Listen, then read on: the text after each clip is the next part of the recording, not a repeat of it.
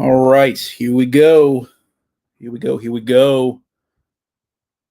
We are live. All right, we got a couple people in already. Good to know. Yeah, I should start off by saying that I timed this live stream abysmally because I completely forgot until I had already scheduled everything and had it all ready to go that that Liminal Spaces was going live. Chris from Liminal Spaces does a live stream with Virgil from Literally Books every 2 weeks, and yeah, they went live tonight, and they started just an hour ago. So I was actually just over there lurking in the live stream and shooting a few comments here and there, but see, I just came from there. And I realized too late that might have some overlap in viewership here. So I will say, if for whatever reason I'm not entirely entertaining in this live stream, go ahead and jump on over to Liminal Spaces and check out what they have going on over there, because they've got Richard Rempel from Vintage SF as a special guest. They're talking to him about books and movies and all kinds of cool stuff. So give them the views as well if you decide to stop watching me for whatever reason. But so basically, why I wanted to do this is I just got another package in the mail. I know, another package. As if I don't already have enough books. I got yet another giant box full of books in the mail earlier today. And this time around, was from Bryan from Bad Taste Books. Now, here's the thing. I recently sent Bryan a box of books. I sent him 12 of the Trailsman Western novels by John Sharp. And I was like, yeah, I'll share some of these Trailsman novels that I picked up with Bryan. And he sent back a box containing 38 books. So he massively overcompensated in our little book trade. So once again, I am in massive book debt with my YouTube friends, but I shouldn't complain too much because they're nice to me, and now I have a big stack of books to show off. Okay, we got a few comments already. Jake jumping in from the other live stream. Books, yes indeed. Goblins here as always. They're still talking about Stephen King over at Liminal Spaces. Okay, I have nothing against people who like Stephen King. He's just not for me. So yeah. So yeah, we have 38 books here. We're going to split this up by genre. We got some science fiction, some fantasy, and one lone Western. I'm going to talk about the Western last because I'm actually the most excited for that one. But we're going to go through these by genre. Levi Wallace is here. New Mexico Saruman, Louisiana John Waters, and Canadian Richard Attenborough. Is that what's going on over that live stream? Okay. All right, Bryan's here. Our humble benefactor has stopped on by. Thank you, Bryan, so much. The funny story is that as soon as the mailman pulls up my driveway, my dog starts going crazy because, of course, he's a German Shepherd. He's got that guard dog instinct. He just starts going nuts, spooks the crap out of the mailman. This poor guy, he's not even halfway up the driveway, and he screech, just comes to a halt. The dog's in the house, by the way, but he's got a big bark, and so it reaches, across vast distances, and so he scares the crap out of the mailman as he's driving up the driveway. The mailman gets out. I see that he's carrying this massive box, and he runs up to the porch, plops it down. The dog is still going nuts. He turns around, runs back to his truck, gets in, and does he does a full Tokyo Drift style, scooches around in the driveway and takes off the other direction. So we scared the crap out of this poor guy. And it didn't help that as soon as he put the box down, I was already outside because I knew what it was. I knew this had to be from Bryan. So I'm outside ready to pick up my package. And so I'm I'm picking up the box, already tearing into it, ripping the tape off. And I'm just waving to the mailman saying, thank you. And he's peeling it out of there because my dog has scared the crap out of him. So yeah, once again, that's what it's like to have mail deliveries when you have this obnoxious German Shepherd who thinks that everything encroaching on his territory is gonna be a potential threat. Chris clearly has a fake beard. that would be the huge plot twist, wouldn't it? If Chris from Liminal Spaces, the beard was just fake the whole time. I would be so sad if that was the case. Nick from Book Graveyard's here. Jake loves Stephen King, so if you don't like King, you don't like Jake. That is not true. And Jake only kind of likes Stephen King. He likes Doomickey and I can't remember what the other King novels that Jake's talked about, because I don't care. Quiet Nick, you hipster.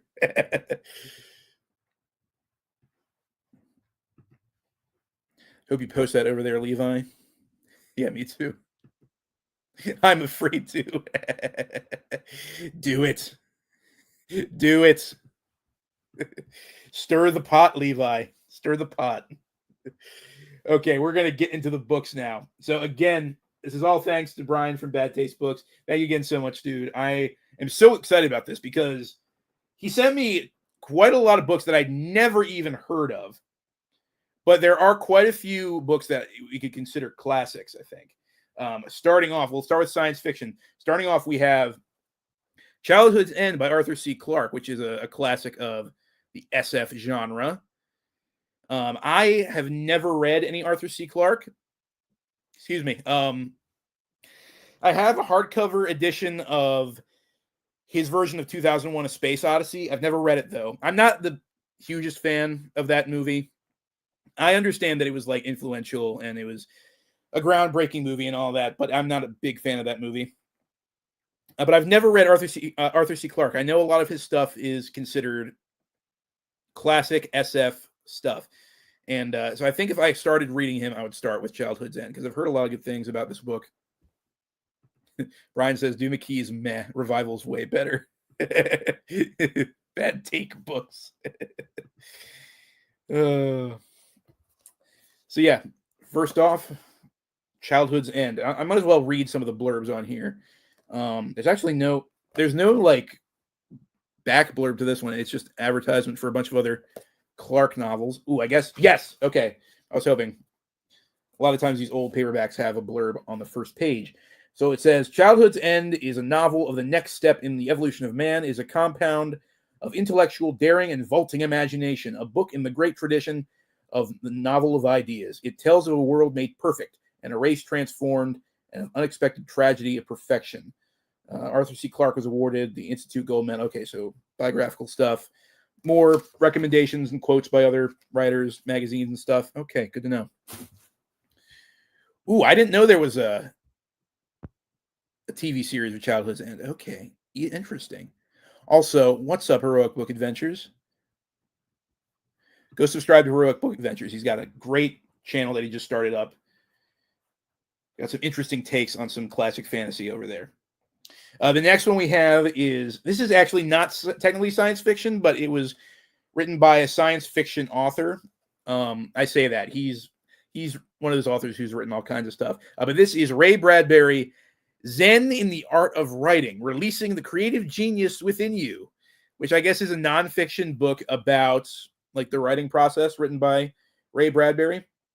I've read very little Ray Bradbury. I want to read more of him. I've only read one of his short stories. I'm forgetting which one it was. It was the one in some anthology that I read. I can't remember, but I know I've read at least one Ray Bradbury short story. I want to read Fahrenheit 451 because it sounds like a great novel. Kevin Toll's here. What's up, Kevin? Yes. So yeah, let's read the back of this one here. Every morning I jump out of bed and step on a landmine. The landmine is me. Okay. After the explosion, I spend the rest of the day putting the pieces together. Now it's your turn. Jump. Zen, gusto, curiosity. These are the qualities every writer must have, as well as a spirit of adventure. This is in this exuberant book, the incomparable Ray Bradbury shares his wisdom, experience, and excitement of a lifetime of writing. Here are practical tips in the art of writing from a master of the craft. Everything from finding original ideas to developing your own voice and style, as well as the inside story of Bradbury's own remarkable career as a prolific author of novels, stories, poems, films, and plays. Zen and the Art of Writing is more than just a how-to manual for would-be writers. It is a celebration of the act of writing itself that will delight and passion and inspire the writer in you. In it, Bradbury encourages us to follow the unique path of our instincts and enthusiasm to the place where our inner genius dwells. And he shows that success as a writer depends on how well you know one subject, your own life. Okay. Yeah, I didn't know that Ray Bradbury wrote nonfiction as well. That's interesting. Okay. It's a pretty short book, too. Got some pretty big text, big font. So yeah, that's interesting. Little guide to being a good writer by Ray Bradbury. If anyone would know, it would be him. He's I've heard great things about him. I still can't remember the name of that story that I've read. It was in, and I'm not gonna look for the anthology, but I'll think of it eventually. Fahrenheit 41 is awesome. So I've heard. It sounds like a really cool story. But yeah, I just never checked it out. Eli says you'll probably prefer Something Wicked This Way Comes. I've heard good things about that one too. That is a fantasy story, correct? It's one of his fantasy stories. Bryan says, I don't think you need writing advice. Just thought it was neat. I appreciate that, Bryan. I'm not saying that you thought I needed writing advice, but that is neat. Like I said, I had no idea that Bradbury wrote nonfiction. That's really cool. I always think it's funny when writers are known for their fiction and then they write one nonfiction book and everyone's like, what? The next this is a proper science fiction novel this time, I think. This is not one that I've heard of. This is Crawford Killian Ias. I don't know. You got a half naked looking guy he's got like some tribal tattoos going up his arm. We got like a thatched roof village behind him. The Magnificent Saga of the Twilight of Man. Ias by Crawford Killian. Through the long centuries of humanity's twilight, the people of Longstrand lived in peace and harmony with nature under the protection of their goddess from the sea. Then she put her mark upon a raven-haired child who would alter their destiny forever. Ias, nestling of the hawk.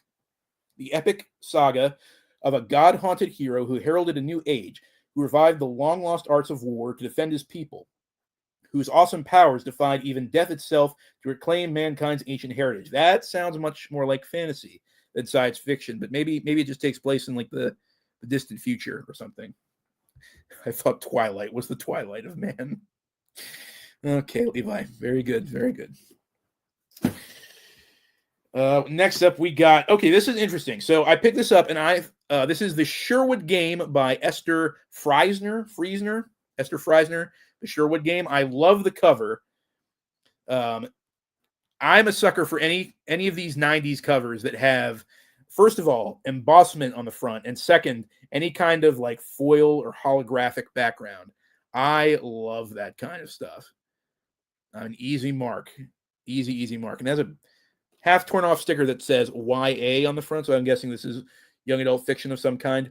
But when I first looked at this, I was like, okay, so this is like a story about Robin Hood getting sent into the modern day, because we got like what looks like the New York skyline behind him. So I'm assuming that's what it was. And then I read a little bit of the blurb on the back and found out that it was actually like some kind of like virtual reality simulation science fiction story. And Robin Hood just happens to be a character in that simulation, I guess. I don't know. Let's read the back in full. Steal from the real.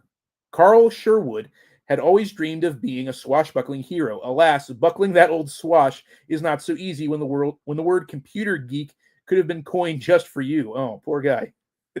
And what's the use of being the sharpest AI software wizard in Manifest Inc., a purveyor of Andromex to the gentry, and the big player in virtual reality when your social life consists of a VR suit and a six-pack?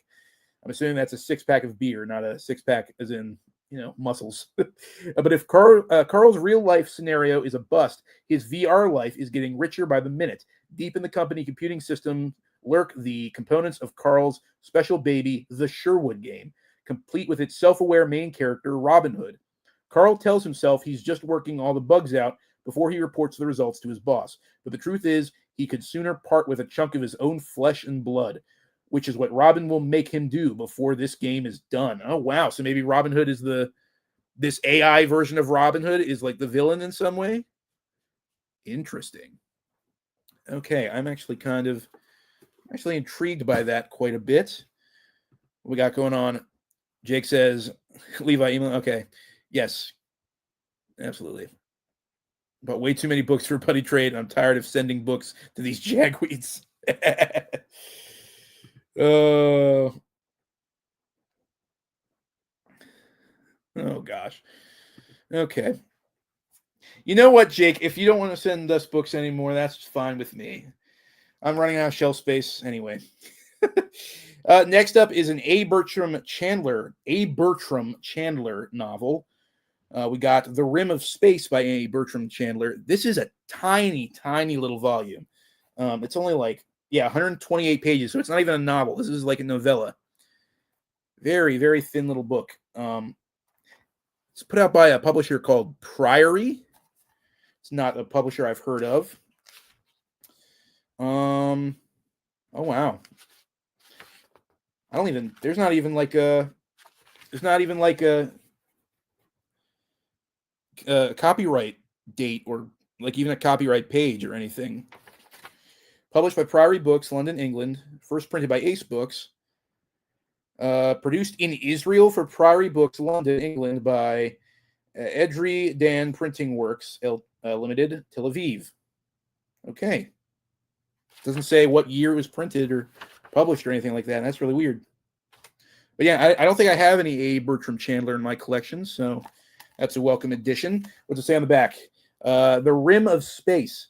All the elements of the salty sea are in Chandler's deep space thriller. The granddaddy of hurricanes, drunk brawling in a portside joint, burial at space, shipwreck, and salvage. Art it may not be, but likable it certainly is. Oh, wow. Galaxy Magazine. That's not exactly a favorable review there. Amazing Story says, a satisfying entertainment. Man, they're really not selling me on this book too hard. Ooh. The Beast Reads is here. Oh, he says it's a good place to start with Chandler. Okay. Well, good to know. I trust, you know what? I'm going to trust the Beast Reads over Galaxy and Amazing Stories. Because he would know. He's got a massive collection of books. The next sci-fi is Mind Players by Pat Cadigan. Pat Cadigan. Mind Players. I don't know what's going on in this picture. We got this lady with some weird alien eyes. This dude wading through sand. Or maybe he just has really, really stumpy legs. There's a castle in the background. And there's crazy stuff going on in the back, too. We got like a juggler who's juggling eyeballs. We got a tree and a clownfish growing out of the... What? Ah, man, that's some trippy stuff. Okay.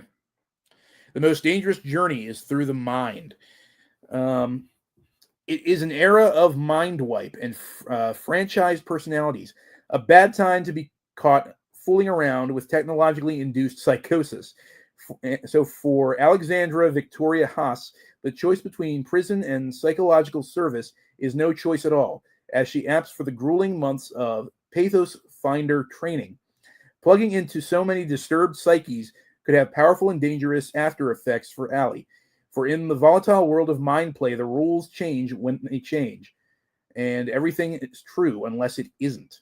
Here, from one of the most popular young writers in the SF field today, is a stunning work of imagination and speculation and truth. Truth? Okay. Interesting. Mind Players by Pat. I never heard of Pat Cadigan. Maybe that's a pen name for someone.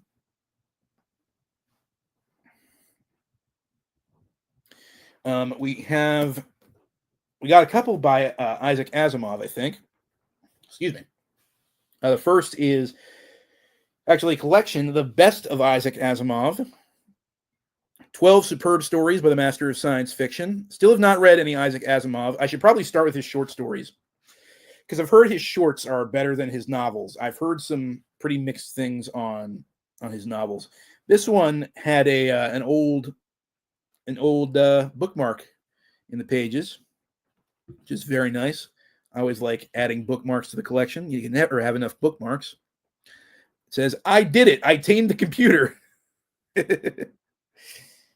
That's fun. I'll put that with my my collection of bookmarks. Oh my gosh, there's a ton on the back. Here are 12 fascinating, provocative tales of time and space which reveal the unparalleled ingenuity of one of the greatest science fiction writers of all time. Marooned off Vesta, the first fiction Asimov ever published, oh wow, is a prime example of the versatility of his imagination. Three men in a spaceship, only 300 miles from Vesta, have no way to reach it. His well known Nightfall probes the reactions of a planet to the darkness of night, which falls only once in 2,000 years. Did I read that correctly? Reaction of a planet to the darkness of night, which falls only once in 2,000 years. Okay. And Asimov's answer to the last question is so startling it will never be forgotten. Other stories in this collection include Chachut, I don't know, I guess, The Martian Way, The Deep, The Fun They Had, The Dead Past, The Dying Night, Anniversary, The Billiard Ball, and Mirror Image. The best of Isaac Asimov. A delightful introduction for those who have not yet experienced Asimov. And the pièce de résistance, I still don't know how to pronounce that French phrase, for his many devoted followers. Asimov at his best is as good as they come. All right. Yeah, I might need to start reading Asimov with his short stories. That said, I want to get around to that first Foundation book at some point. Levi says the billiard ball rocks. Okay, good to know. I'll probably start with that one then.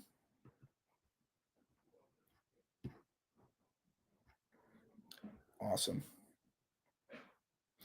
Next up, we got another Arthur C. Clarke. This is Prelude to Space by Arthur C. Clarke. Kind of ominous looking cover. Who this is an old Ballantine, is it not? Is that what that symbol means? Does it say? Oh, Gnome Press Incorporated with Ballantine Books. Yeah, I was gonna say that's the old Ballantine logo in the corner. When did this get published? Or when was this printed, rather? The original was 1954. Okay, 1954. Yeah, so this is an older little paperback here. A novel of tomorrow's greatest adventure by today's most exciting author scientist. The Gnome Press with Ballantine Books. Was Ballantine a subdivision of Gnome Press at one point? I'm not sure about that. I don't really know the history of Ballantine all that well. A hardboiled edition, a hardbound edition of this book is available at your local bookstores. Good to know. For more than 2,000 years, men have dreamed of journeying into space. Today, that dream is very close to reality, so near, in fact, that it may be achieved within our own lifetime. In this extraordinary novel, Arthur C. Clarke, chairman of the British Interplanetary Society and one of today's finest science fiction writers, makes you an eyewitness of the future. To read this book is to know this is the way the age of space will begin. Something tells me that that's not how the age of space began, but you know what? It's classic science fiction, so I'll let them dream. Yeah, I really do need to read Arthur C. Clarke. He also sent me a copy of At the Earth's Core by Edgar Rice Burroughs. I actually already have a copy of this. Not this exact copy. This is a different printing. It has the same Frank Frazetta cover, but this one is like a little more zoomed in. Has this like big, creepy swamp monster closer in frame, I guess. But yeah, I do have a copy of this, so this might go to the trade pile. I might keep it just as a double. I don't know. Yeah, I need to read more Edgar Rice Burroughs. Pardon me for 1 second. Hold on.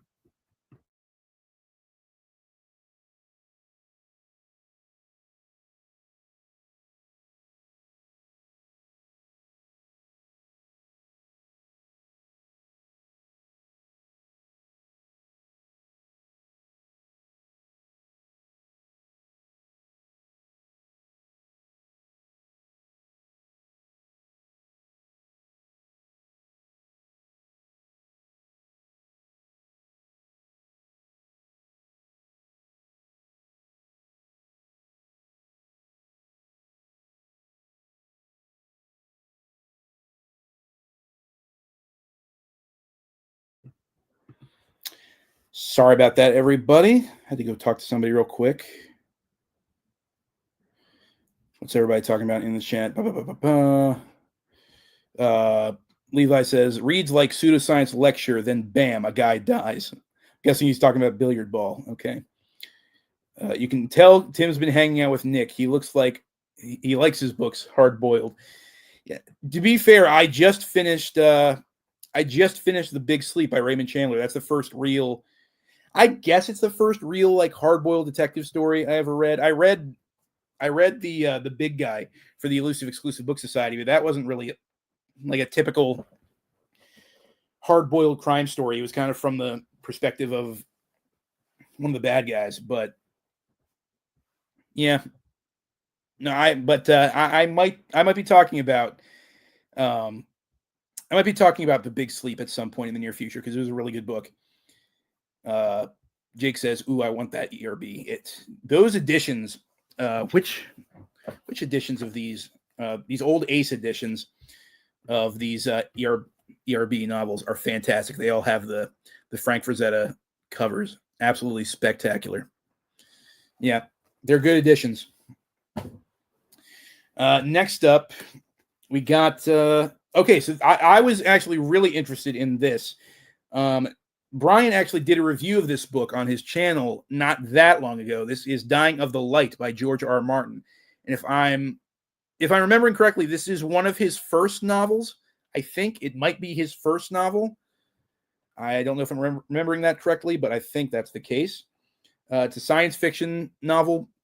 He started off writing science fiction, I'm pretty sure. And then, like a lot of people in his line of work, he drifted all over in terms of genre and whatnot. Yes, Levi, it is finished. Believe it or not, this story was finished, apparently.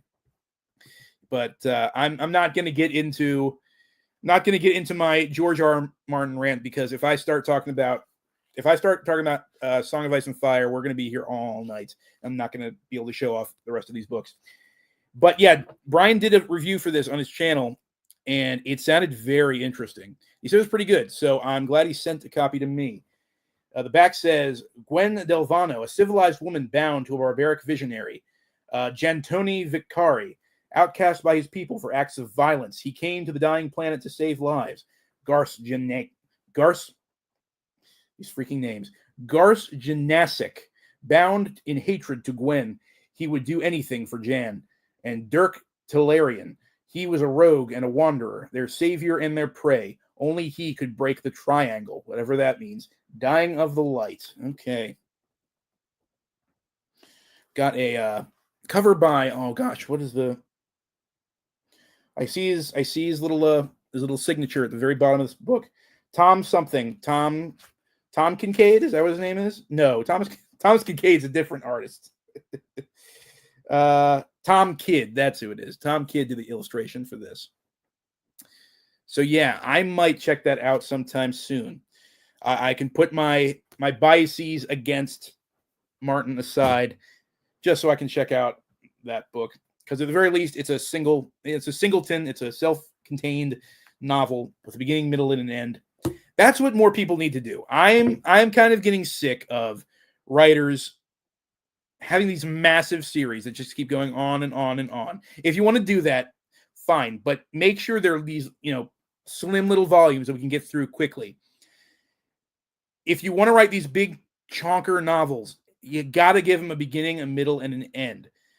But obviously, I know that's the popular thing to do now. It's something that the publishing industry is still in love with, the idea of these massive, blockbuster tomes that are part of a major series. But I just wish it would stop.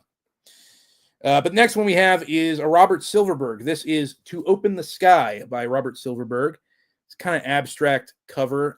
I was looking for the artist earlier. I don't think it lists the artist. It doesn't list the artist. It looks like a Richard Powers cover, though. It looks like his more abstract style. So I'm going to say it's Richard Powers until proven false. It says, all over the world, the Vorsters knelt or writhed or sat, worshiping in their different ways, little blue lights that symbolize the infinite power of the atom. all over the world and on other worlds, the wonder of the little blue lights took hold.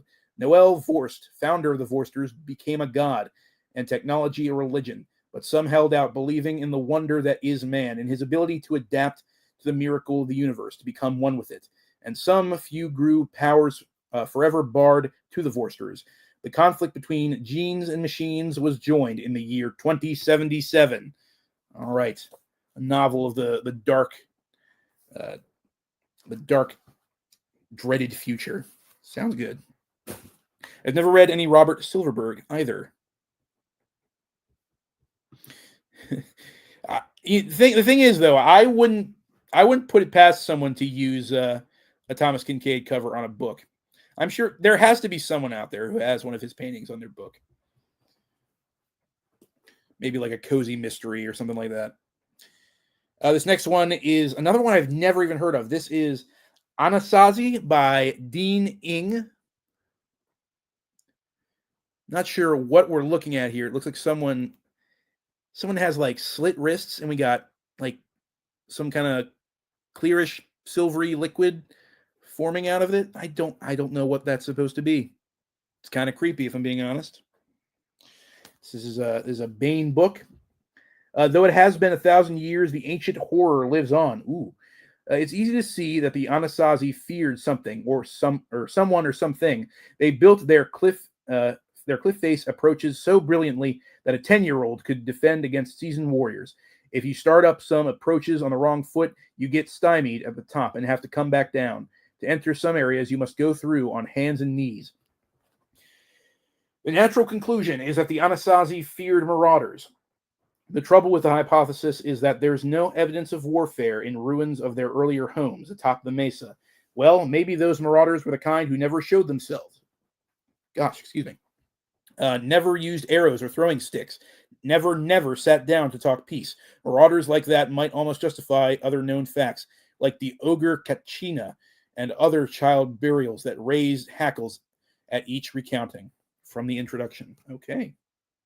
All right. Looks like hand sanitizer. Could very well be.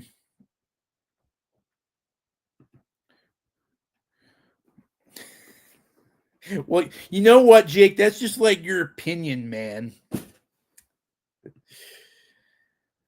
You've seen this one, but with a weirder cover? Okay. Well, that merits some looking into. Okay. I'll have to check that out later. Next up, we have Wilson Tucker, Ice and Iron. I like that cover. This art is familiar.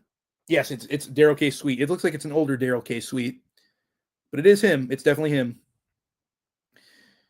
I don't know what this is supposed to be about. I guess we got cavemen frozen and waking up in the future. Maybe I don't know. Let's see what the back says. Tucker has written a book that must be considered for the Hugo or Nebula Awards. Was it? I don't know. A skillful blend of suspense, Charles Fort, anthropological and geological speculation. Fisher Highsmith had problems. It's a weird font on the back here. One of his problems was recording the progress of the inexorable amounts of ice moving down over the earth and destroying civilization. Another of his problems was trying to seduce the only woman available at his isolated outpost, a beautiful polylibrarian with all the warmth of a glacier. Well, why does he want to seduce her if she has all the warmth of a glacier? But his biggest problem was finding out why naked primitive bodies were raining down from the sky. What? Warrior corpses that looked as if they belonged to Earth's Stone Age, but were instead part of a terrifyingly chilling history to come. And as if that weren't troubling enough, suddenly one of the corpses came down alive. Okay, so we got caveman corpses falling out of the sky. Okay. Interesting. That's at least interesting. I don't think I've ever heard of Wilson Tucker. Maybe I have, but the name does not sound familiar. Oh no, it's another burial rites. Hey, I liked burial rites. Well, we all have ice and iron now. You know what that means. Do you? Do we all have ice and iron now? Oh no. I do know what that means. It sounds kind of interesting. I wouldn't mind doing that for an Ebes. Ozark the Ghost says Thomas Kincaid actually co-authored into the art for some Christian romances. Apparently, of course he did. That sounds on brand. Yep, that definitely sounds on brand. We have another Isaac Asimov. We have Fantastic Voyage. With I'm not getting too much out of that cover, but it's something. Actually, I like the back version a lot better. Whatever is going on in back looks much more interesting. Yeah. Fantastic Voyage by Isaac Asimov from the fabulous 20th Century Fox motion picture. Ooh, is it an adaptation?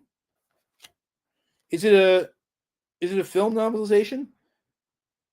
I don't know if I've ever heard of the movie The Fantastic Voyage. Maybe this is one of those movies that I'm too young to know about. A bold journey to a new dimension of entertainment and excitement. 4 men and 1 woman, reduced to a microscopic fraction of their original size, boating a miniaturized atomic sub and being injected into a dying man's carotid artery. No, okay, so I have heard of this movie. Okay, I didn't know that's what it was called, The Fantastic Voyage. I've heard of this premise before, at least. Fighting their way past giant antibodies, passing through the heart itself, entering the inner ear where even the slightest sound would destroy them, battling relentlessly into the cranium. Their objective, to reach the blood clot and destroy it with the piercing rays of a laser gun. At stake, the fate of the entire world. Fantastic Voyage, the most incredible adventure novel of our time. Dang. That sounds like a lot. Yeah, I've heard of a movie with that premise. I didn't know it was called The Fantastic Voyage, and I didn't know Isaac Asimov wrote the book. That's interesting. The description sounds like a TOS Star Trek episode. Yes, it does. The movie's good. The movie's good, says Mystery Men and Monsters. Okay, good to know. I'll have to look into that.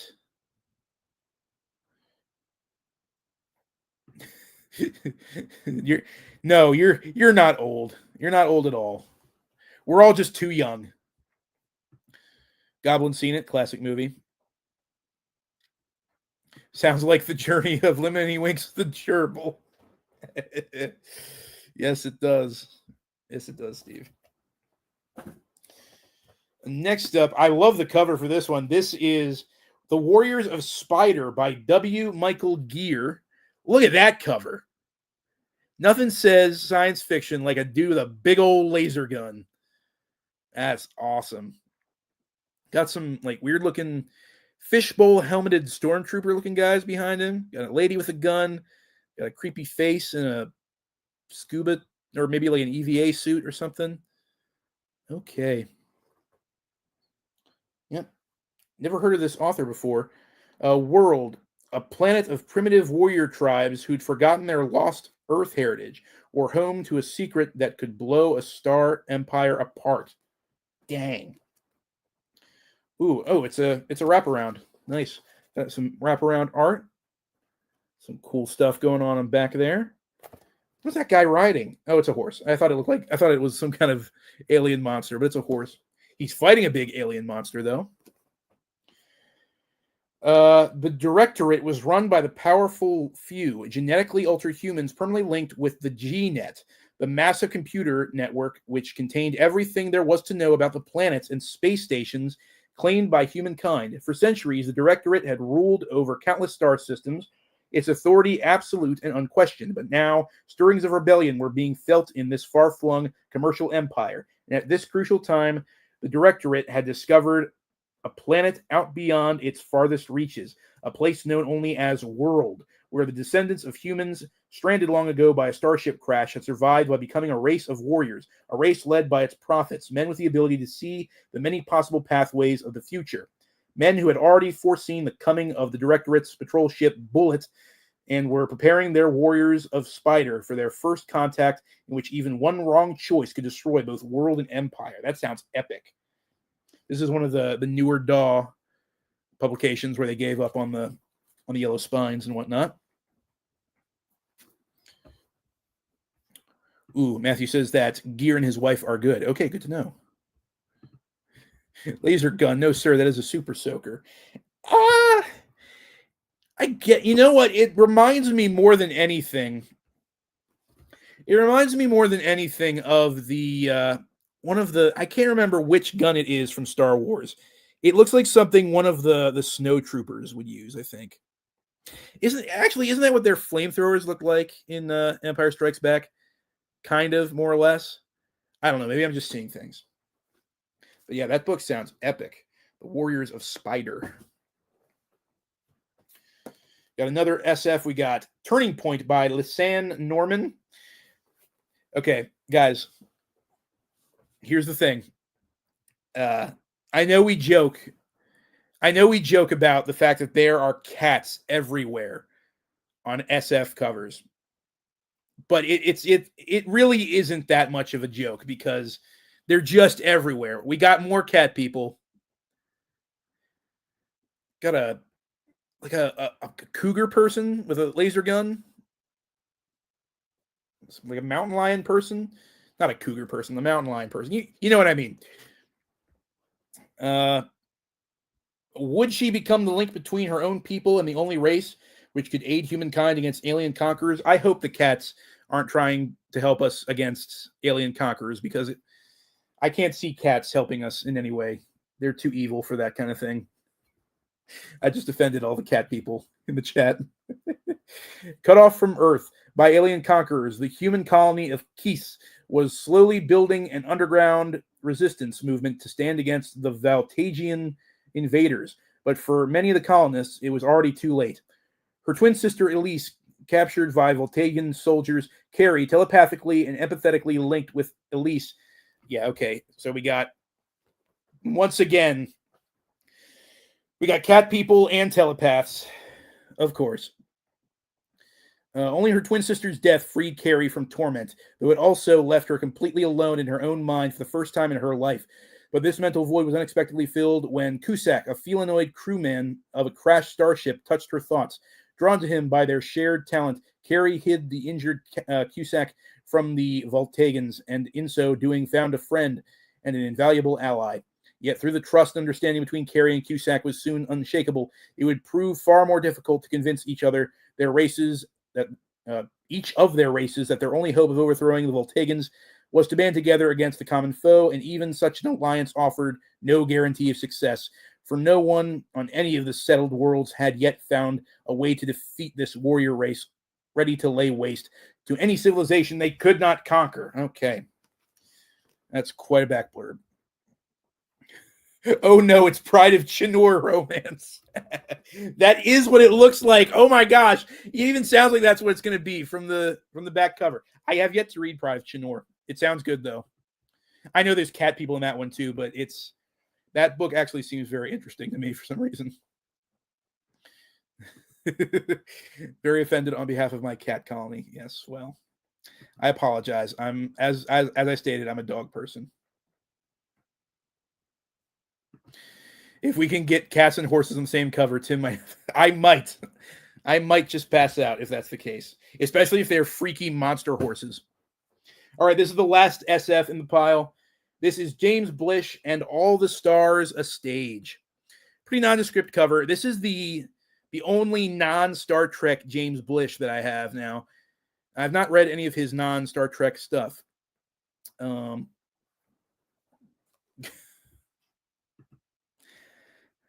You think that I can be bought like that, Mr. Pulp Mortem? You know what? You just wasted $2. I'm not giving you anything. I'm not giving you anything at all. Oh, goodness. I'm not giving you more ammo. There's already enough clips of me saved on your hard drive. Yeah, exactly. I'm no monkey. I'm not your monkey, Jake.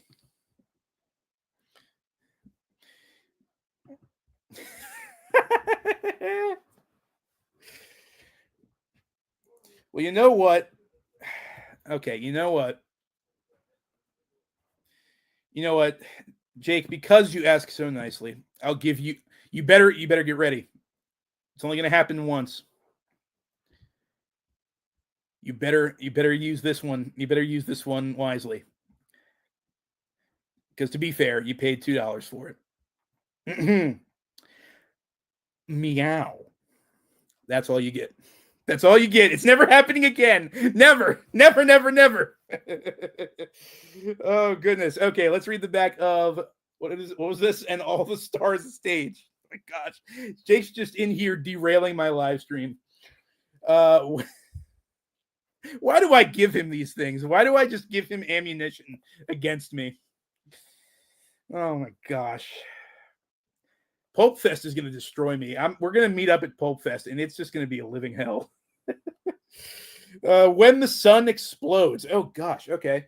All life will end. No one will survive the blow-up, except the men and women who crowd into a few starships and fly away into space while there is still time to look for a new home in an infinite void, a new planet on which to settle. Yorn, unskilled, unemployed, seemingly a reject from society, finds that he has what it takes to become one of the brave survivors, blasting off in hastily built ships that have never flown before. Yorn and his companions begin a long search threatened by repeated disasters and despair, but ultimately leading through an unexpected climax for which no one is prepared. James Blish, creator of the Cities in Flight tetralogy. I don't think that's actually the tetralogy. That's not a word. That's not a word. Tetralogy. There's no way that's a word. And author of the award-winning science fiction for nearly 30 years, has created an epic chronicle of an amazing voyage. There's no way tetralogy is a word. I refuse to believe that. Ozark says I should add a cat girl to a novel just in honor of this. See what happens. Snagglepuss Reborn. Oh, exit stage left. Okay. All right, moving on to fantasy. These are the fantasy novels he sent me. Again, sent me quite a few classics that I've been looking for a while. First one being The Ship of Ishtar by A. Merritt. I've been looking for this book for a while. It comes highly recommended. Grammaticus has done a review on this. Michael K. Vaughan's done a review of this. It's apparently a really cool kind of like early proto sword and sorcery swashbuckling action adventure story, I guess. I love that cover. I don't think that's by an author that I'm familiar with. No, Doug Rosa did the art. Yeah, I don't think I've heard of him. It's a nice bit of artwork. We got some ladies in bubbles. Okay.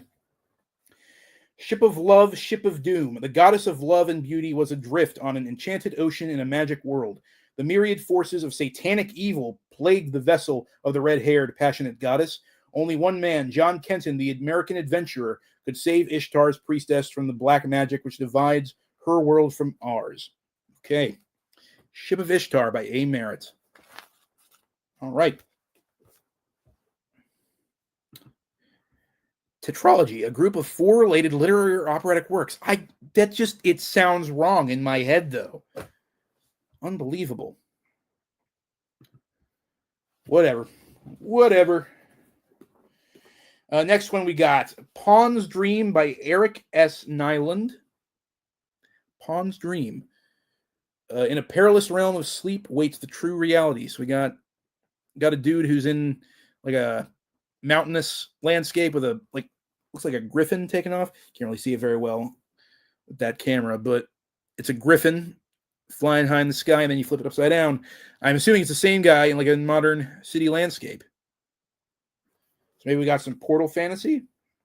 The Sleeper Awakes, a nightman at a 24-hour quick stop. Roland Pritchard's life is an unrelenting parade of tedium, loneliness, and despair. His only escape is into the fertile landscape of his dreams, a magical realm of demons, war, and miraculous adventure, where he imagines himself to be a postulant in an isolated monastery. That's what he imagines himself to be? He dreams of being in a monastery? Okay, whatever. A postulant in an isolated monastery who in turn dreams of a dark urban world of violence and machines. In his sleep, the simple grocery clerk is much more than he could ever truly be. But now something is happening that cannot be rationally explained. An extraordinary merging of nightmare and daydream is awakening Roland Pritchard to a wondrous, terrifying truth that the two worlds and lives he might inhabit are equally real and equally deadly. Okay. Pawn's Dream. Interesting. Goblin says, Merritt's work is a little more romantic. Really? I'm not opposed to romance in my books, not when it's like the primary focus. Okay, so I picked up this one, or I was sent this one, and I looked at the cover, and once again, we got cats, but specifically, we've got a black and white cat, a magic black and white cat, with this this jauntily, flamboyantly dressed guy with a big hat with a big feather in it. And immediately, the first thought that came to my head was, that's just Jari O'Connell from the Sword series by Michael Moorcock. Because that's like one of my favorite fantasy trilogies of all time. And then I read the back, and it even kind of sounds like Jari O'Connell. Lavorn Lyric, and why this is Lyric by Gregory Frost, by the way. Lavorn Lyric and wisecracking Beauregard have been companions through worlds after worlds, adventurers after. I can't read today. Through world after world, adventure after adventure, they seek Lyric's lost lady and vengeance for the obliteration of their homeworld. But the evil Miradaman is always one step ahead, leaving a dark trail of destruction behind him. Crossing a chain of parallel universes, our heroes must take on new identities in each new world. In his latest incarnation, Lyric has done quite well for himself. He is a young, strong, handsome, and skilled in the arts of war and song. Poor Beauregard blew it. He is stuck in the body of a cat. And Miradoman, this time he's a god. Okay. So we have this jaunty-looking fellow with a magic cat jumping through different alternate realities, and he's hunting down a god. That's just Jari O'Connell from the Eternal Champion universe by Michael Moorcock. I don't know if this is inspired by Moorcock's writing or if it's just some of that, what they call parallel thinking, but that's all I can think of looking at this and reading the back cover. I love that character so much. Jari O'Connell and his cat whiskers, his flying cat whiskers, are such cool characters. That's such a good series. The Corum Chronicles trilogy, or it's 6 books, but it's originally a trilogy. That series is so underrated, and I love it so much. Love it so much. I love all the characters. Corum is one of my favorite fictional characters of all time. He has such a cool story arc. The cat on the cover looks like your cat. Okay. Maybe you should sue for copyright infringement. I don't know, using his likeness without permission. Goblin says he'd give that a try. Well, you're more adventurous than I am, Goblin. This is cool. He also sent me an edition of Thieves' World that I didn't have. I have this book, but I think I have the original printing. I really like this cover, though. This gnarly-looking gentleman with his sword on the front cover. Who did the art for this? Yep, it's everybody's favorite part where I flip through and look at the artist. Cover art by Gary Rudell. Okay. So, yeah. I never got through the first Thieves' World. I read the first couple of short stories and I stopped for whatever reason because I wasn't really digging it, I guess. But I know I think there's a Paul Anderson short story in here. Yes, there is. The Gate of Flying Knives by Paul Anderson. There's a John Brunner, Lynn Abbey, Andrew J. Offit, Robert Asprin, Joe Haldeman, Christine DeWeese, Marion Zimmer Bradley. Yeah. So some quality authors with, I'm assuming, some cool sword and sorcery stories. I just never gotten through the whole thing. I need to give it a second chance, though. There's a whole series of it. I didn't know that until a little while ago. There's a whole series of Thieves' World anthologies. Just recently got a couple Thieves' World books. Okay, yeah. So, yeah, like I said, I've never made it through the first one, but I need to give it a second try. The first 2 short stories, I think, just did not do it for me. I stopped after that. But I hear great things about it. So, at least this first book. I can't say anything for the other anthologies, but that first book comes highly recommended by a lot of different people. I got this. This is another double. This is The Elven Bane by Andre Norton and Mercedes Lackey. Yeah, it's got a cool Boris Vallejo cover on the front. The dragon. You put a dragon on the cover, I'm going to be interested at least. But yeah, that's going in the doubles pile. Next, we have The Troll's Grindstone by Elizabeth H. Boyer. Okay. Leifer found impersonating one of the Alfar hard enough, but now he was supposed to destroy an invincible wizard. Okay. Is this part of a series? I'm not sure. Mask of Infamy. To escape his enemies, Leifer agreed to impersonate the long-lost Fridmar, but Fridmar was one of the Alfar. As Leifer learned when he was taken to the legendary Alfar realm and given a magic jewel to aid the deception. Fridmar, he soon discovered, was hated by everyone. 40 years before, he had betrayed his people by helping the evil, powerful wizard Sorkvir to spoil their land and destroy their weapons with a spell. Not content with that, Fridmar had then betrayed Sorkvir, and Sorkvir had vowed to torture him to death if he ever appeared again in the Alfar realm. To save himself, Leifer needed only to get his hands on a certain magic sword and then find the troll's grindstone to sharpen it. But Sorkvir had hidden the grindstone, and the magic sword was hanging on the wall of Sorkvir's throne room. Of course it was. Yeah, never heard of that before. The troll's grindstone. Goblin says there are 12 anthologies and 4 standalone books by Janet Morris and Offitz. Okay, so the Thieves World books. Okay. You read this one and never pursue the author further. Okay, interesting. It sounds like a cool premise at the very least. And that is, yes, that looks like a Hildebrandt. Hildebrandt. A Hildebrandt cover. Is it? I'm going to check. I always do. Yes, cover art by Greg Hildebrandt. So just Greg. Greg was the only Hildebrandt that worked on this one, but it's a Hildebrandt nonetheless. They have a very recognizable style, the Hildebrandt brothers. Next up, I was interested to see this. This is Mercedes Lackey's Joust. This is the first book in a trilogy, I believe, like this kind of dragon fantasy trilogy. I have the third book in hardcover.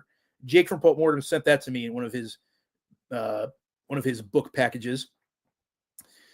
So now I believe this is the first one. So I have the first one and the third one. Just need to find the second one now. Yeah. I'm assuming it has nothing to do with the famous arcade game of the same name. Oh, man, that's a fun game, Joust. I haven't played it in a while. The Secret of the Dragons. Good grief, there's a lot of text in the back here.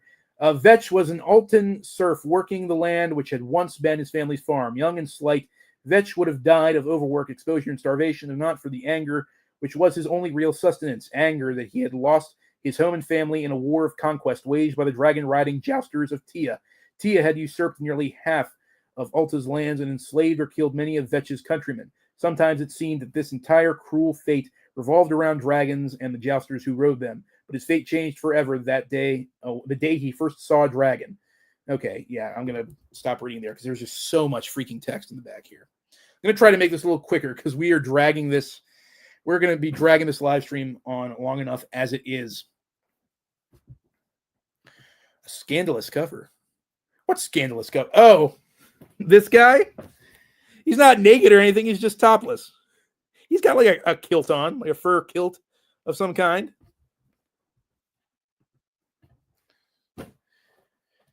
Don't be stirring the pot in my chat, Levi. What am I kidding? You do that anyway. Yes, it does sound a lot like the Pern novels. In fact, it sounds kind of like a gender-swapped version of the Pern novels. Gender-swapped as far as the main characters, that is. This one is Sword Point by Ellen Kushner. Swords Point. Swords Point has an unforgettable opening and just gets better from there. George R. R. Martin. I don't see Martin's quotes on fantasy books that much. Guess you like this one, though. It's got a cool cover. At first, I thought that was a Michael Kaluta cover because it kind of reminded me of his art style. But it's someone else, and now I have to look to make sure who it is. It's someone else who... Cover illustration by Tom Canty. Okay. Yeah, someone else that I've heard of before, but yeah, it looked like Michael Kaluta. They got a similar style, I guess. Hailed by critics as a bravura performance, whatever that means. Okay, this is just all right. Quotes, quotes, quotes. Sword's point. On the treacherous streets of Riverside, a man lives and dies by the sword. Even the nobles on the hill turn to duels to settle their disputes. Within this elite dangerous world, Richard St. Vere is the undisputed master, as skilled as he is ruthless, until a death by sword is met with outrage instead of awe, and the city discovers that the line between hero and villain can be altered in the blink of an eye. Ooh, sounds kind of swashbuckling. Maybe. Martin liking it is an anti-recommendation to you. That's fair. That's very fair. I was kind of excited about this one as well. This is The Blue Sword by Robin McKinley. Now, this is either the prequel or the sequel, I don't know which, to another book by Robin McKinley called, what is it? I think it's called The Hero and the Crown, I'm pretty sure. It's a fantasy novel that's been recommended to me many times. And this is either, like I said, either the prequel or the sequel. It's at least in the same series. Got a cool looking horsewoman with a magic blue sword. And this is a Kirk Reinhardt cover. I didn't have to look inside. He got his signature down there, Kirk Reinhardt. All right, let's read the back. Is the story of Corlath, golden-eyed king of the free hill folk, son of the sons of Lady Erin. And this is the story of how Harry Crew, the Homelander orphan girl, who became Haramad Sol, king's rider, and heir to the blue sword Gonturan, that no woman had wielded since the Lady Erin herself bore into battle. Okay? And this is a song of the Kellar of the hill folk, the magic of the blood, the weaver of destinies, the blue sword. That gives me very little to go off of. But you know what? Like I said, I'm interested in reading Robin McKinley's work. I have that other novel, The Hero and the Crown, in my collection somewhere. Next, we have Godstalk. Godstalk by P.C. Hodgel. Godstalk.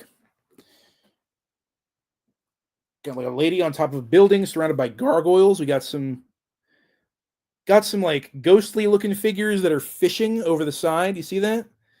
They like have fishing lines dropped over the side of the building. Don't know what that's about. She came from the haunted lands to an amazing city of wonders. Is it weird that reading the back covers on books makes me want to write? No, not at all. It makes me. Thing is, I was supposed to get some writing done today. I'm trying to write at least a chapter a day of this novella that I'm working on, and I did not get any done today. So, yeah, and yeah, reading the backs of these is giving me all kinds of ideas. The back says, "Welcome to the holy city of Tai Tastagon, overrun with thieves and lousy with gods. Welcome to the house of luckbringers, where the ale flows, the jokes are ribald, and if you're lucky, you can see the Kensir girl dance. She's a thief apprenticed to the master thief, the only living being who knows the secret of his ways. Why, she stole the very breeches off the Sky King himself." Okay. And if you want to hear the tale even wilder than that, just listen. Okay. Interesting. The Godstalk. Again, I'd never heard of this. Interesting.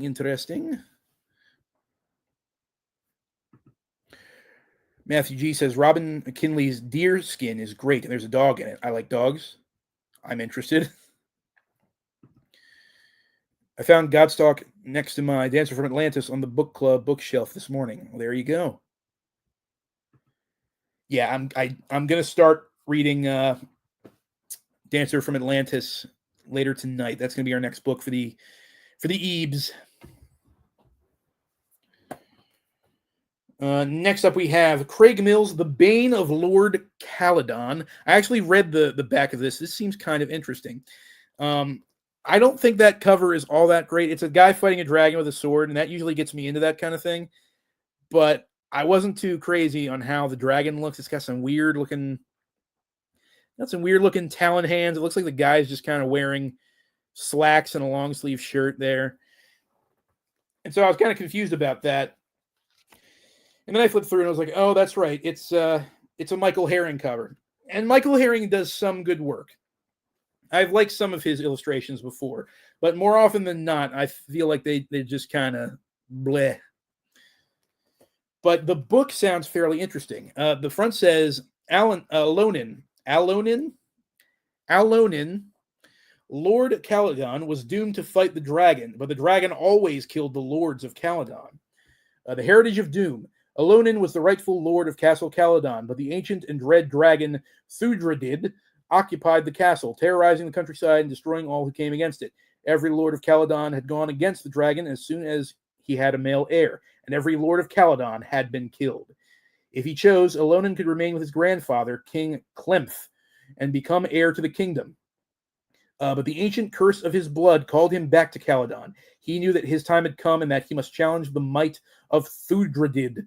Only by returning the dragon-stolen Dilcair jewel could he have any chance to survive. But the jewel lay in the coffers of the dread witch queen Urgani, ruler of an island of invincible pirates. She alone was immune to the evil that haunted the Dilcair. Dilcair or Thudradid.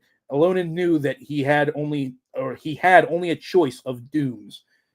So yeah, that sounds kind of interesting. A guy's forced to fight a dragon, but destiny is against him in some way. That sounds kind of interesting. Nice little twist on the formula. Got a few more fantasies here. This one's kind of goofy. Born to Exile by Phyllis Eisenstein. Got a jaunty looking bard on the cover there. Not much else to say. This is an old Dell fantasy. Tempted by beauty, defied by black magic, his was a fight for truth and life. Disowned by his family as a witch child, the minstrel Alaric had long trod his path alone, armed with his lute, his songs, and his power to move magically from place to place. When he came upon the grandeur of Castle Royale, he had no idea that there he could find temptation, and within temptation, danger. Bedazzled by the unparalleled beauty of Princess Solinda, caught in the dark intrigues of Medron the magician, Alaric would know the still darker exile of the sinister Inn of the Black Swan, where he could meet the ultimate test and could end his exile, or end his life. Okay, sounds adventurous.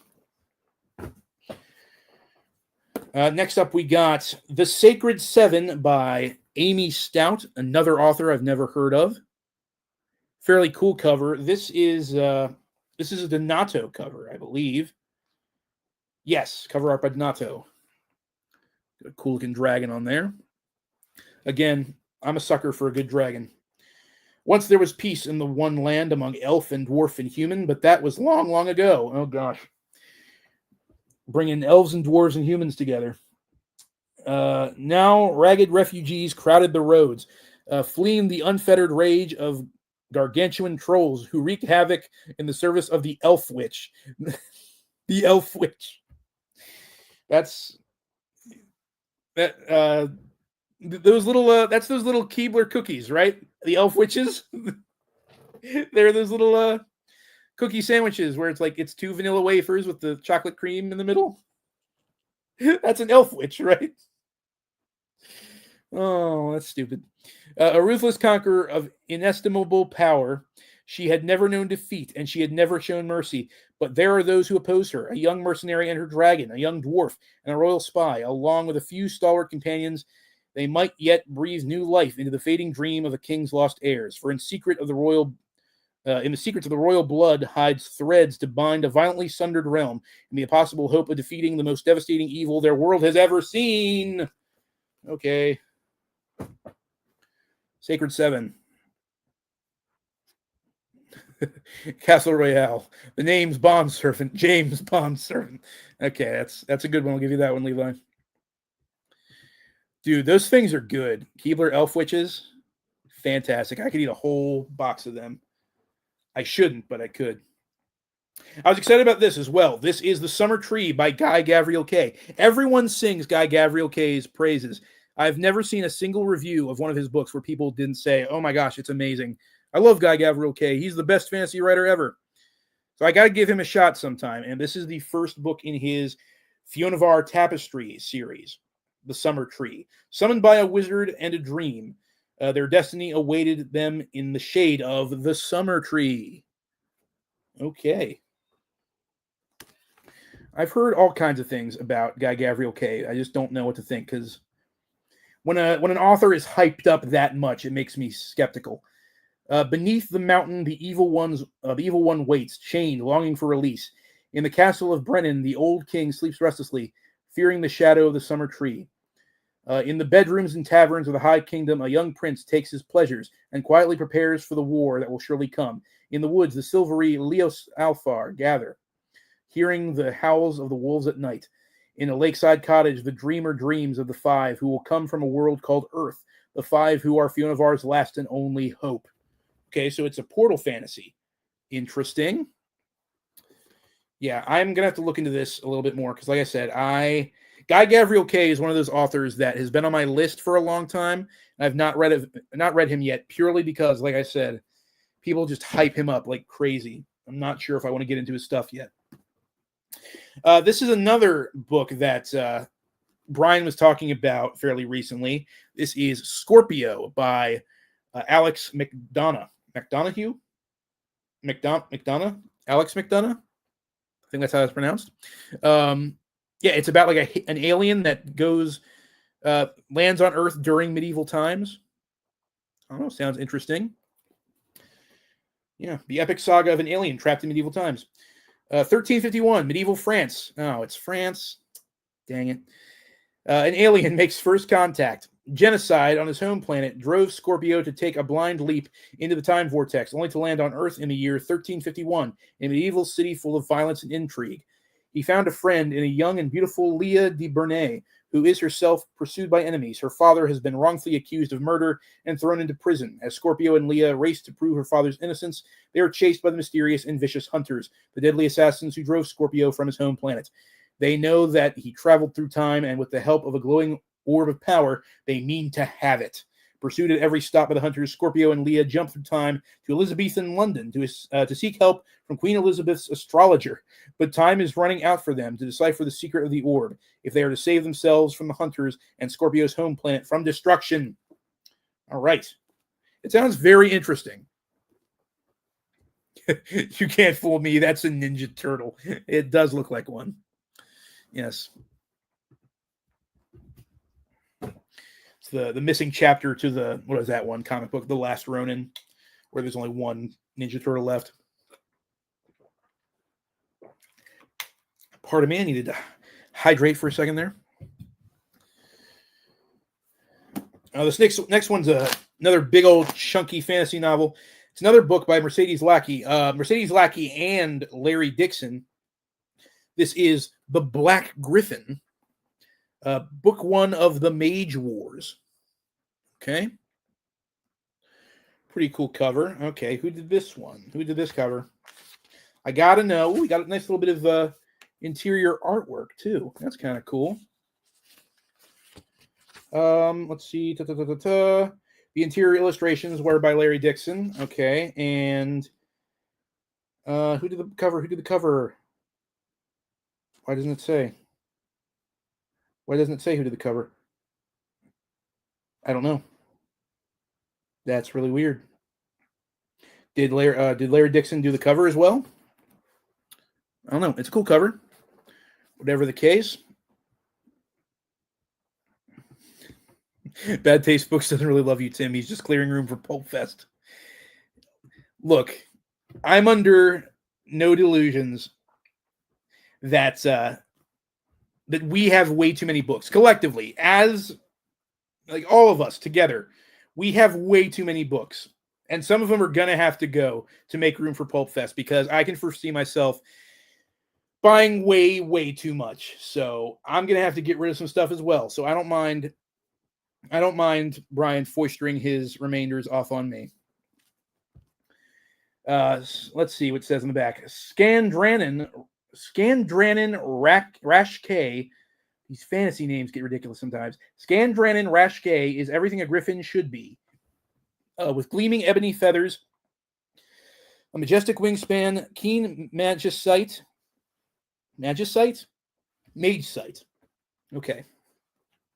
Okay, let's start over. I keep hiccuping in the middle of my sentence. Okay. Scandranan Arashke is everything a griffin should be, with gleaming ebony feathers, majestic wingspan, keen mage sight, and sharp intelligence. He is the fulfillment of all that the Mage of Silence, the human sorcerer called Urtho, intended to achieve when he created these magical beings to be his champions, the defenders of his realm, a verdant plain long coveted by the evil mage Ma'ar. And now, as Ma'ar is once again preparing to advance on Urtho's keep, this time with a huge force spearheaded by magical constructs of his own, Scandranan is sent to spy across enemy lines, cloaked in the protection of Urtho's powerful spell of silence. As days pass and Scandranan doesn't return, all in Urtho's camp wait anxiously, but there is one among them for whom the possible loss of this great bird will be more than just a major military defeat. Amber Drake, a healer of body, mind, and spirit, whose talents are as essential to the army as those of any general, awaits on the landing strip with anguish in his heart. For Amber Drake has come to value the vain, cocksure, and brave Scandranan as his closest friend and comrade, and he now fears that this Prince of Griffins will never return. Okay, that's interesting. So the Griffin is the main character of this fantasy story. Interesting. Okay. Oh my gosh. What's up, Kevin? How's it going, man? Why are you dropping in on my live stream? Don't you have better things to do? Kevin is one of my old students from the youth program. Love that guy. Love you, Kevin. You're awesome. Glad you're here. Glad you stopped by and said hi. I appreciate you, dude. A next one. This also has an excellent Daryl K. Sweet cover. I like that a lot. Got some people riding some ibex horses or something. Oh, the Black Griffin art's by Jody Lee. Okay, I recognized Jody Lee's art. I should have figured that. She also has a fairly specific art style. Yeah. Either way, it's a cool cover, and I'm kind of interested. It's a big, thick, chunky, epic fantasy novel, but the fact that the main character is a griffin, that's pretty cool in and of itself. Kevin, tell him nothing. Tell him absolutely nothing. Okay, but this next book, again, with the excellent Daryl K. Sweet cover, Six of Swords by Carol Nelson Douglas, and Enchanting Fantasy by Carol Nelson Douglas. They were two outcasts from their kind, scorning each other, but only together could they survive in a world where magic was dying. Oh no. The last of magic. Irissa was the last of the sorceress Tarlocks, untutored in magic and abandoned upon his decaying world by her decaying world by her people. Kendrick was one of the Six of Swords, gifted with a legendary weapon to guard the realms from harm, but now he was an outcast, and his death was sought without reason by the other five. Sorceress and swordsman, they were thrown together, each filled with ancient prejudices against each other, but only by combining their certain powers with his remaining skills could they survive. Survive they must, however. Rule was a world founded upon magic, but now magic was failing, and there would soon be no place for it. And destiny and strange guys had chosen them to make the last stand against the darker forces that were waiting at the gate of Valna, seeking to destroy their world. Okay, epic fantasy. It does sound like an interesting premise, though. Maybe it's like maybe it's an enemies to lovers kind of scenario, you know? They meet each other, they're prejudiced against each other, but they have to work together, and eventually they fall for one another. Maybe not. I don't know. I just know it has a Daryl K. Sweet cover, and thus it belongs in the collection.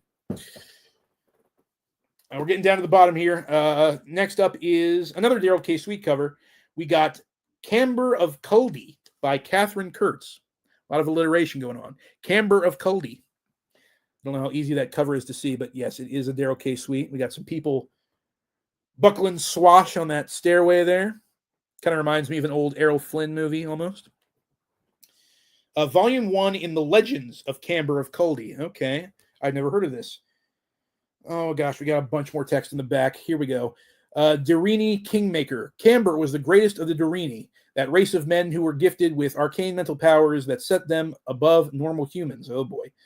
In later legends, he was to become a figure of mystery, known as both the patron saint of dark magic and the defender of humanity, but now he sought only retirement on his family estates. But it was not to be. I'm going to leave it there because there's just so much on the back here. All right.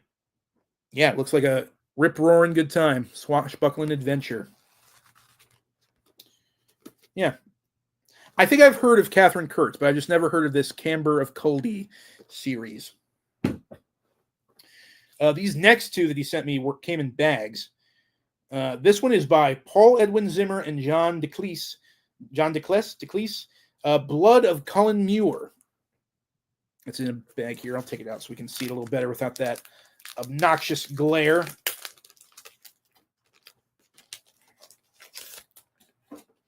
Is there a correlation between book quality and the text on said book back? Not particularly. I don't know. Sometimes I think that there might be publishers who try to compensate for a really crummy premise or a really boring story by just loading the back blurb with just a ton of text and telling you all kinds of unnecessary details about the story to make it sound more impressive than it really is. That said, though, I have quite a few books in my collection that I've read that are really good, and yet they also have a ton of text in the back. So who knows?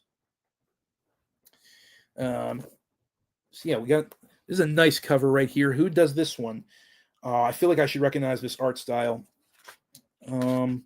Ooh, don't tell me. Don't tell me. Does it even say? Oh, front cover by Doug Beekman. That's not an illustrator that I know. All right. I like his style, though. Got a dude on horseback fighting some demons with a sword. All right. Cool stuff. Cool stuff.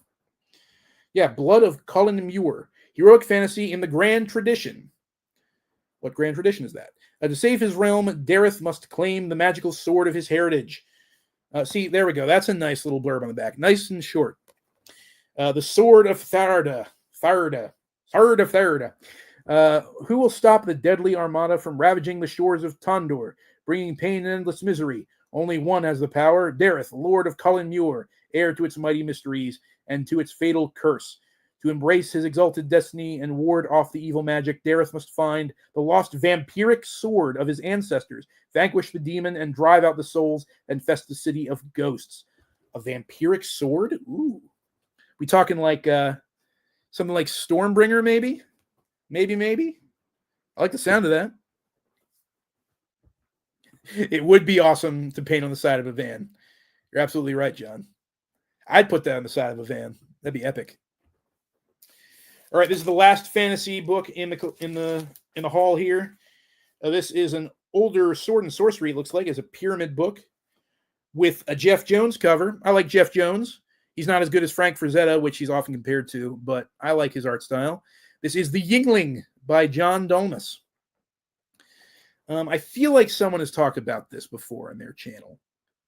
I wonder if Bryan reviewed this on his channel before, and I'm just totally blanking. Yeah. Looking for a good D&D lone hero style book. Anyone got any suggestions? Well, I was talking about it earlier, but now that you mention it, I would wholeheartedly recommend Knight of Swords by Michael Moorcock if you've not read it already. The main character from the series, Coram Jalen Irsay, the Prince in the Scarlet Robe, goes on an adventure fighting monsters, collecting magical items. At one point, he has his one of his limbs amputated and replaced with the missing limb of a god, which gives him magic powers. It's freaking awesome. And yeah, it's just him on a solo adventure, meeting weird people and fighting monsters and all that good sword and sorcery goodness. It's actually, there's a lot of elements in that series that are heavily, they had a lot of heavy inspiration on D&D. So yeah, just that and Conan. I mean, Conan's always good for a good dungeon crawl style adventure, I guess. Even though it's not really like a lone hero, but Fafhrd and the Grey Mouser have some stories that are very D&D-esque, some dungeon crawls. Obviously, they're working together as a team, but there are some stories where it's just one of them by themselves, so they have to like rescue the other. I'm trying to think of another good example. Dilvish the Damned. Dilvish the Damned is a really good collection of sword and sorcery short stories. Again, a lot of dungeon crawls, a lot of fighting monsters. He does have like a sidekick, kind of. this big metal horse named Black who communicates telepathically and casts spells and stuff. But for the majority, it's just Dilvish on these quests. Dilvish the half elf. He's really cool. Cool character. I did a review on my channel recently of that book. Yes, exactly. I'm going to be talking about that in my eventual Corum Chronicles review, Goblin. The Eye and the Hand of Vecna come from the Corum books. Yeah. Yeah, they were heavily, that was a heavy inspiration on a lot of different aspects of Dungeons and Dragons. What was I talking about? Okay, Yingling. The Yingling by John Damas. Great barbaric Jeff Jones cover. A great new warrior hero pitched against the darkness of evil magic. A magnificent sword and sorcery epic. I've never heard of it, but I say that, but I keep thinking that someone must have talked about this at some point in the channel. It might have been Bryan. Earth 2801. Okay, so it takes place in the distant future. Earth 2801. Racked by petty rivalries, splintered into warring factions, the tribes of Europe cannot unite against the evil legions of Kazi the Undying. A hero, a Yingling, must arise, or Europe fall forever. They call him Nils, a fair youth with the iron arm of a seasoned warrior, a leader of men from the dark lands of the barbarians. Only Nils possesses the supernatural power to see into the mind of Kazi the Undying. Only Nils can unite the European tribes against the imminent attack of Kazi's terrible hordes. Nils must claim the title of Yingling, and at once. But what war chief will give credence to a stripling's boasts? What tribe will vouchsafe to an alien youth of the sacred sword of conquest? Okay. Yeah, I know. It's sounds like you're pretty bog standard sword and sorcery, but you know what? Sometimes that's just what I like. I like bog standard paint by numbers sword and sorcery. That's what Kothar was, and I loved Kothar. Kothar Barbarian Swordsman is a great little fix-up. Okay, so that's all the fantasy. We have one more book, though. This is the Lone Western that Bryan sent me. And I'm really excited about this one because I've been wanting to read this or one of these books for a while, and he promised he'd send me one. This is Edge. Oh, yeah. Edge number 5, Blood on Silver by George G. Gilman, who, which is a pseudonym for another author that I can't think of at the moment, but he wrote a ton of these ultra-violent Westerns in the 70s. And yeah, I hear the Edge series is a lot of fun. Very, very gritty and brutal and bloody and all that stuff that I want from a good Western.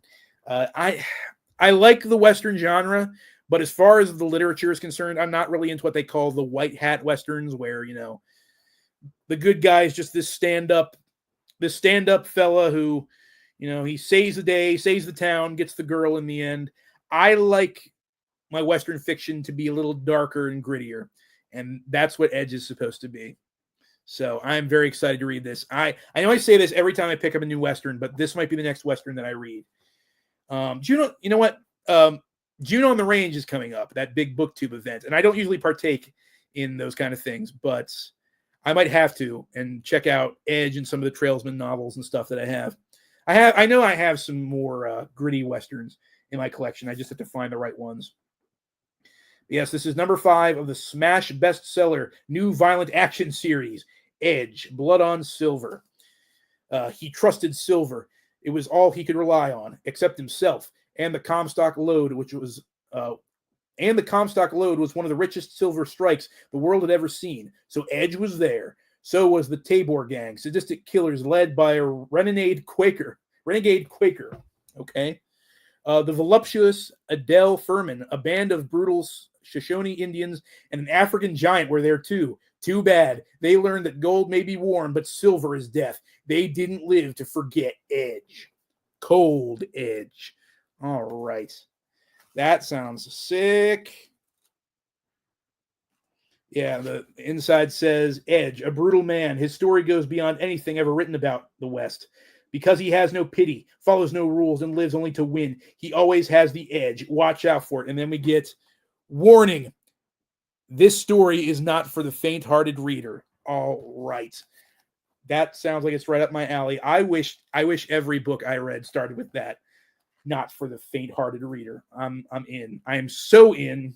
So excited about this. Thank you so much, Bryan, for sending me that. Sending that my way. It's getting late. I'm losing my ability to speak. I apologize, guys. What else are we talking about in the chat?